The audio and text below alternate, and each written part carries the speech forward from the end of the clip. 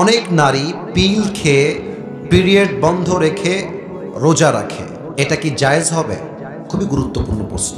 অনেক নারী প্ল্যান করে যে আমি পিরিয়ড বন্ধ রাখার জন্য পিল খাবো, এতে করে আমার পিরিয়ড বন্ধ হয়ে যাবে, আমি আরামে আয়েসে রোজা রাখবো, কোনো প্রবলেম আমি ফেস করব না। এটা কি আদৌ জায়েজ আছে কিনা?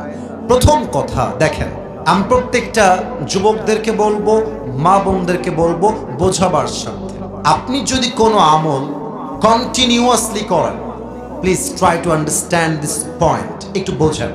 আপনি প্রত্যেক দিন 5 ওয়াক্ত নামাজ বা জামাআত আদায় করেন, একটা দিন প্রচন্ড বৃষ্টি হয়ে গেছে অথবা আপনি অসুস্থ হয়ে গেছেন, হাদিসে এসেছে যেহেতু আপনি অলওয়েজ এই আমলটা করেন, বৃষ্টির জন্য অথবা আপনার ফিজিক্যাল সিকনেসের জন্য আমলটা মিস হয়ে গিয়েছে, আল্লাহর হাবিব বলছেন যেহেতু বান্দা সুস্থ থাকলে আমলটা করত, যেহেতু বান্দা বৃষ্টি না হলে জামাতে গিয়ে নামাজ আদায় করত অবশ্যই, এখন যদি সে বাসায় বসেও নামাজ পড়ে, জামাতে নামাজ পড়লে যে সওয়াবটা হতো আল্লাহ সেই সওয়াব তার আমল নামায় লিখে দিবে।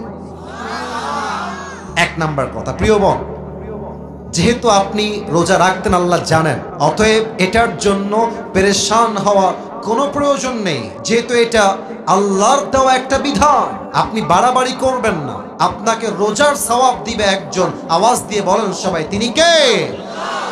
পাশাপাশি আর একটা বিষয় জানতে হবে, যদি পিল গ্রহণ করার পরে কোনো সাইড এফেক্ট না থাকে, পিলের সাইড এফেক্ট কি? মাথা ব্যথা করে। পিলের সাইড এফেক্ট কি? শরীরটা উইক লাগে, দুর্বল লাগে। যদি কোনো সাইড এফেক্ট না থাকে, ইউ ক্যান টেক ইট, আপনি এটা নিতে পারেন। আর যদি কোনো সাইড এফেক্ট থাকে, পার্শ্ব প্রতিক্রিয়া থাকে, ক্ষতি হয়, কোরআন কি বলছে খেয়াল করবেন। কোরআন বলছে, আউযু বিল্লাহি মিনাশ শাইতানির রাজীম, ওয়ালা তুলকু বিআইদিকুম ইলা তাহলুকা, তুমি তোমার নিজের জীবনকে ধ্বংসের দিকে ঠেলে দিও না, তুমি তোমার জীবনকে নিজের হাতে ধ্বংস করে দিও না। ইসলাম কল্যাণ চায়, ক্ষতি চায় না। অতএব যদি পিল গ্রহণ করে ক্ষতি হয়, এটা অ্যাকসেপ্ট করা যাবে না, এটা গ্রহণ করা যাবে না। আর যদি পিল গ্রহণ না করে আপনার মাসিক হয়ে যায়, পিরিয়ড হয়ে যায়, টেনশন করবেন না, আপনাকে সেম রোজার সওয়াব দান করবে একজন, বলেন সবাই, তিনি কে?